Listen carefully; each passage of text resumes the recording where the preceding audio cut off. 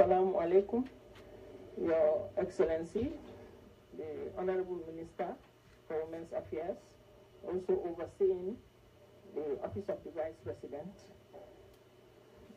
my colleagues here from DRTS, I would like to introduce them. Edna Musu Jasi is the head of the gender unit at the television. And next to her is Mrs. Nene Toure, who is the Assistant Director for Information, Education and Communication at the Women's Bureau. And just right opposite is Mrs. Bernadette Sane, who is also the head of gender at the radio. And we have here the GRTS and all our journalists. I wanted to say ladies, you know how we are, we start with ladies first. Lady, we have one lady and gentlemen of the press, the protocol officers, and all other protocols duly and respectfully observed. Your Excellency, we are indeed honored by giving us this time, which we know we are so busy, but from your precious time you have given us this audience, which is in commemoration of International Women's Day 2017. As Your Excellency is already aware, 8th of March is a day set aside by the UN General Assembly to commemorate International Women's Day. And each year there is a theme. For 2017, the theme is the economic empowerment of women in the changing world of work. And the sub-theme is the empowerment of the indigenous woman. For us, it is very apt in the Gambia, knowing that almost 70% to 80% of our women are all in the rural areas, and they are all involved in some form of economic empowerment, be it in the farming sector, businesses, horticultural, poultry, and all other fishery industry, and all other programs that women are involved in. So we decided that we should come to talk to you, and so that you can share your experiences with us. And we'd like to congratulate you also upon taking up this office, your appointment. And we'd also like to use this same opportunity to congratulate His Excellency President Adama Barrow for the election that he won in December 2016. As you know, women's issues they are critical issues, they are burning issues, and they cut across all sectors. So without much ado, I would like to hand over the mic to the ladies here to interview. You know, it's International Women's Day, and we have all ladies, but men are also part and parcel of what we are trying to do. We thank you very much. Thank you. The Director of Women's Bureau have said, my name is Bernadette Sane from Charters Radio, and my first question would be, can you kindly give us a brief rundown of who you are? My name is Fatoumatta Jallow Tambajang. I'm a development practitioner by background, and feel as a moral responsibility to do that. By way of experience, I've worked for 20 years with the United Nations Development Program, in charge of good governance, agricultural diversification, economic empowerment, economic management, capacity building. I've also been in charge of small industries, focusing on the empowerment of vulnerable groups, particularly women and youth. And I also worked briefly as advisor and chairperson of the National Women's Council for 6 years under the leadership of His Excellency Fatoumatta Jallow. I also worked as Minister of Health, Social Welfare and Women's Affairs under the APRC government. That was for 1 year. When I left, I went back to the United Nations Development Program to work as an international development expert on policy and reforms. Today I'm here in my humble capacity to serve as a public servant under the government of His Excellency Adama Barrow. And my commitment is to contribute towards the building a new Gambia with the vision of His Excellency Adama Barrow, based on the pillars of good governance, where we can create an enabling environment for every Gambian to realize his or her potentials. So we are also urging and encouraging every Gambian to be part and parcel of this process.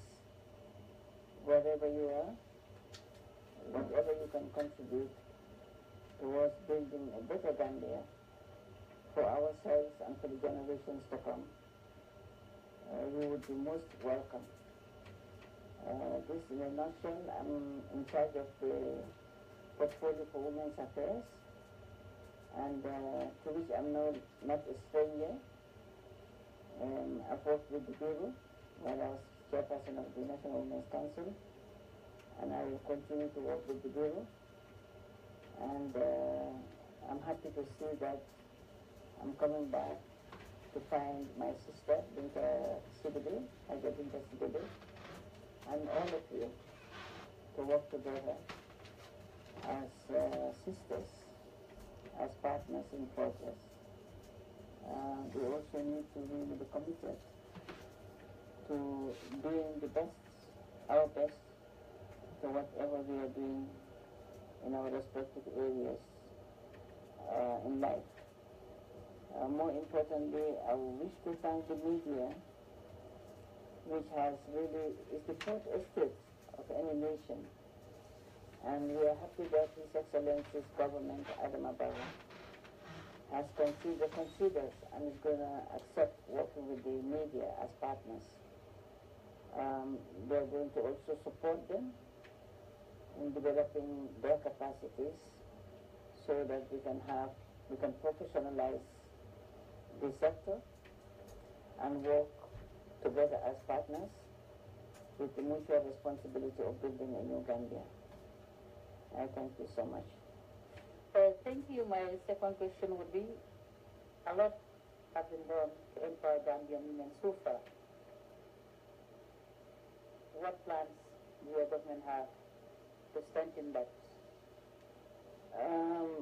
Over the years, from the 80s, early 80s, when we ratified the Convention on All Forms of Discrimination Against Women, our responsibility and our contributions were to see how best we can domesticate, that is, how we can translate the Convention into responsive policies that will empower women and their communities to be politically self-sufficient, which is specifically to participate in decisions that affect their lives, and also to look at how much women can be supported to access and control productive resources like land and credit. I'm happy to find that some measurable success has been achieved in those areas. Development is a continuous process. You build the foundation, somebody comes and adds a block, and another one a block, until you get a complete house. Our vision is to really see men and women working together, sharing the same vision to empower women and girls, because empowering women and girls is empowering the nation. As famous author Margaret Mead would say, educate a girl, educate a nation. And we know that we cannot do it alone. We have to partner with men, our sons and daughters, husbands and fathers, because of our cultural perspectives. Today, our strategies for achieving better or more results would be in the area of women in decision making. Our government, the government of His Excellency Adam Barrow, would like to see that first of all that we strengthen the institution, the national institution, which is the Women's Bureau, strengthen the line ministries, planning ministries, that is the sectoral ministries, so that at every level we have a gender focal point, for instance, a very competent and committed gender focal point, who will be able to guide the planning process so that women will be focused on providing resources for women's work. In many nations, including the Gambia, if you look at the national accounts, the accounting system, you find that the informal labor of women, where predominantly women are, is not factored into the macroeconomy. Now, that is one area that we want to penetrate. We want to encourage the economists to look beyond economic growth to include human development. So we want to see how best, through studies and research, we can quantify that informal labor so that it can be in the macroeconomic system to allow the government to allocate adequate resources to the caring and reproductive health of women. Secondly, we want to strengthen the institutions of women in the civil society by supporting them so that they graduate from micro projects to macro projects. We want to build the capacities of both the Bureau and civil society to see that women really are running viable businesses, not only doing the same business as usual, but also graduating from the informal sector to the formal sector. So that concretely when we have our partners in development visiting the country wishing to support the Gambia, we could have an agenda on women where they can also allocate not only national resources, national budget, part of the national budget to women's work, but also that the partners would also join us in supporting this agenda. We want to also look at the health of women and girls. We want to also look at the freedom of women in terms of making decisions, personal decisions. Fundamentally, early marriage, this has been already enacted in law, and we want to really would ensure that we enforce the law to the letter. It is not going to be enforcing doesn't mean that putting the impossible, imposing the impossible on families. What we would like to do is to do it through a strategic approach, which is to educate them, to communicate with them, and to provide them the resources and advice that are needed for them to transform their mentalities. The reason why we are doing that is the fact that women, if you give away a grandchild, it will be like a child having a child. There are health implications, psychological implications. So we definitely want to engage our families so that they can do away with the family and provide the girl child more education to be a more responsible citizen in the country and to be more positioned to contribute meaningfully to national development. Finally, my dream is to see more women in the political arena. I don't want to be alone, and I would feel very terrible if I work for this government for 3 years and not see many more women coming up in the political scene.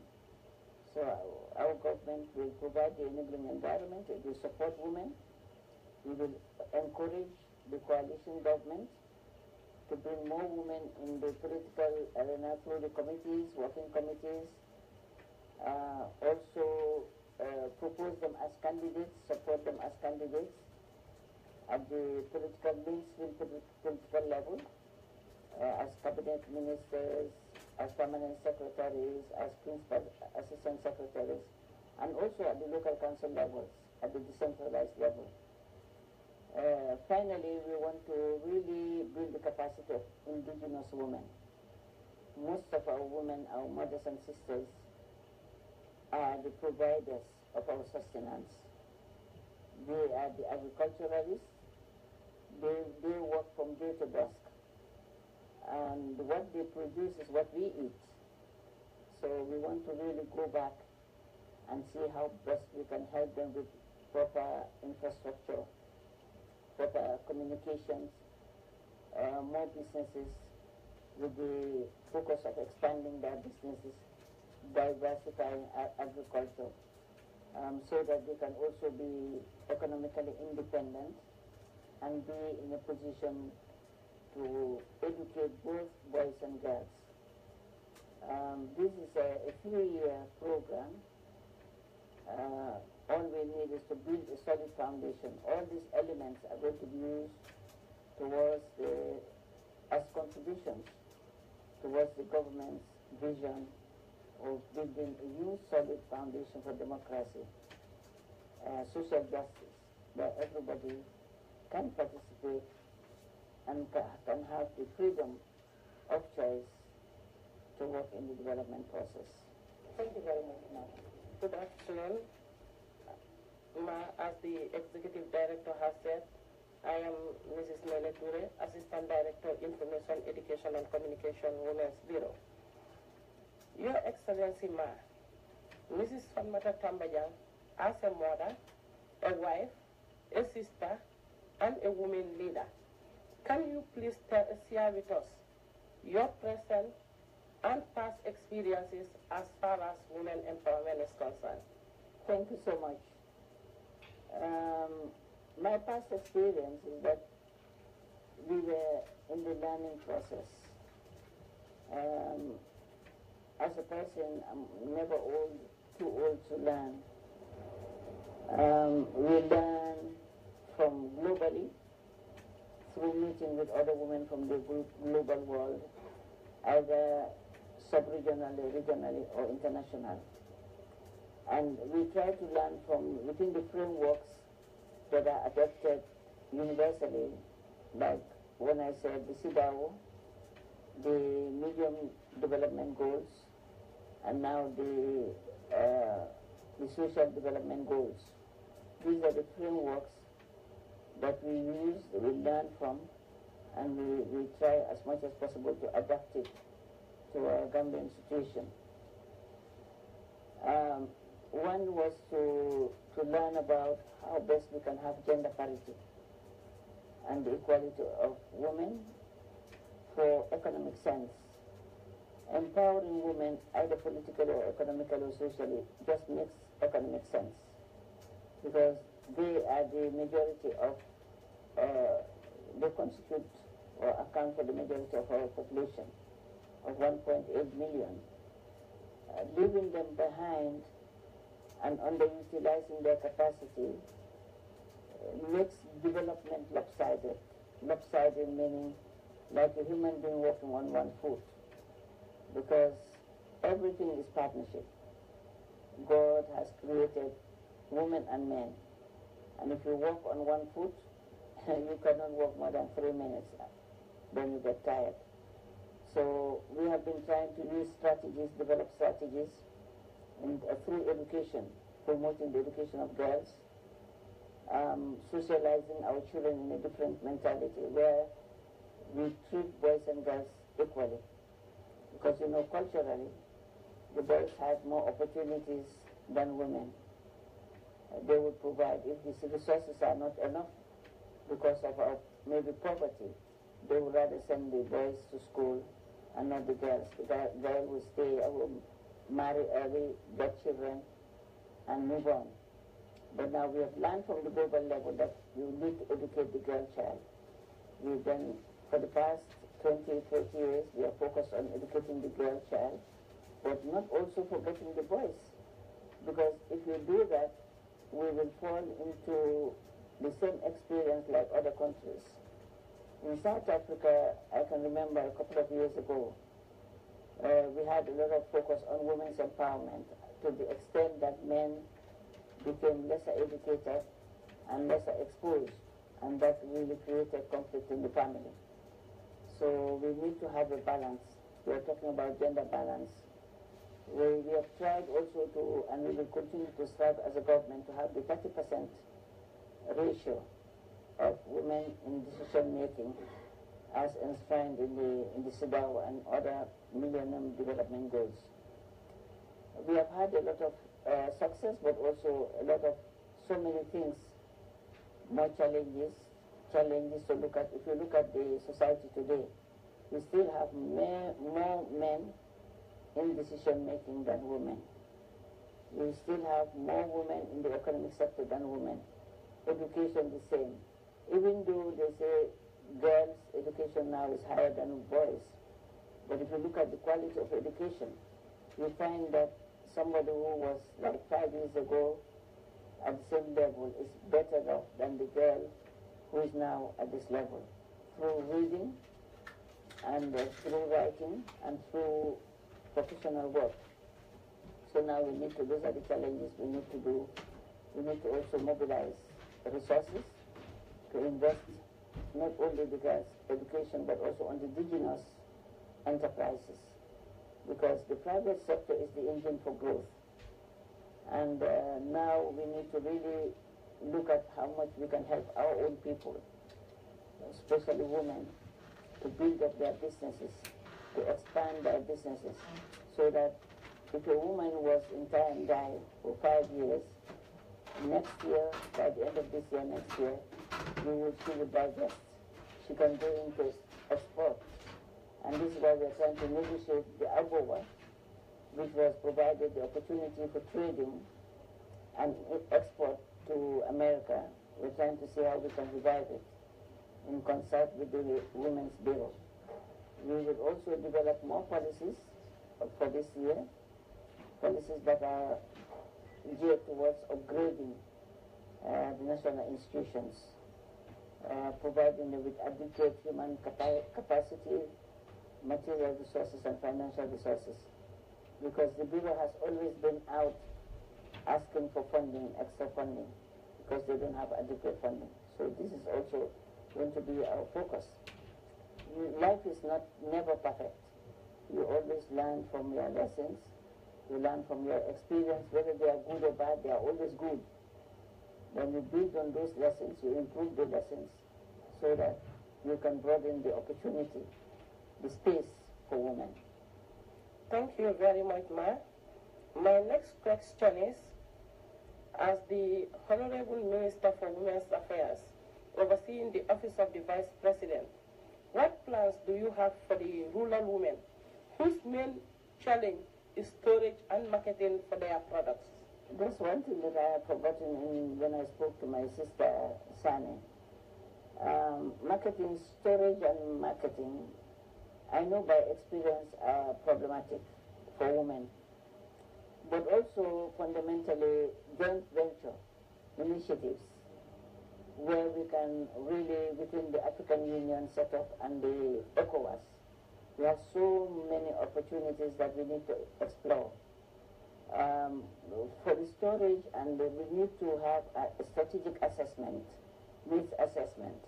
If the Bureau has done it, we will look at the best way to refine it and build on that, and use that to translate into a policy that would allow adequate storage for the harvest loss, because we have a lot of harvest loss in the agricultural sector from farm to market because of the transportation, the poor infrastructure. So we will look at that.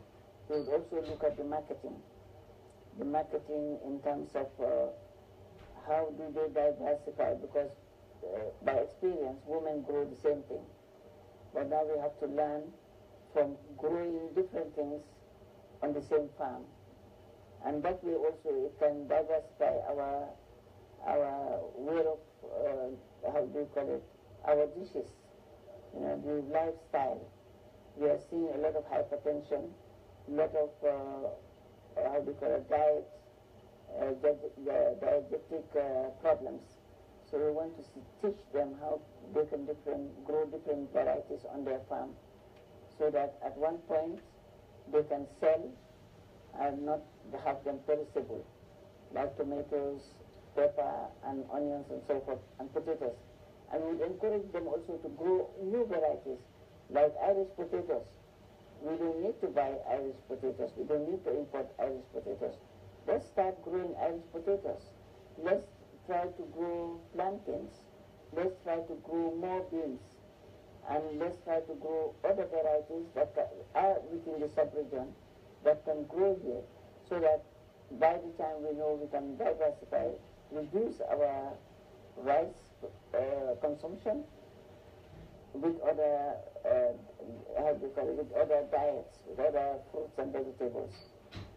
We want to do that.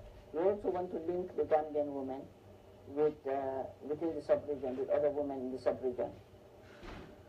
Take them to see, for instance, we are buying vanilla at $8,000. I have told myself that I will never wear vanilla if I'm going to buy $8,000, because I think I can share my $8,000 with another woman, with another young girl to be educated than wearing it. The reason is that we need to bring women from Mali. Yeah, we can bring some women from Mali. We can provide them, pay them as consultants to train our women to do the vanilla, the quality, and we sell it in the Gambia. Made in the Gambia. We promote made in the Gambia. That would help us. So if you look at the tailoring sector, in which my sister Binta has really been encouraging young girls through the NGO, most of them are from foreign countries. We need to really establish skills training centers where our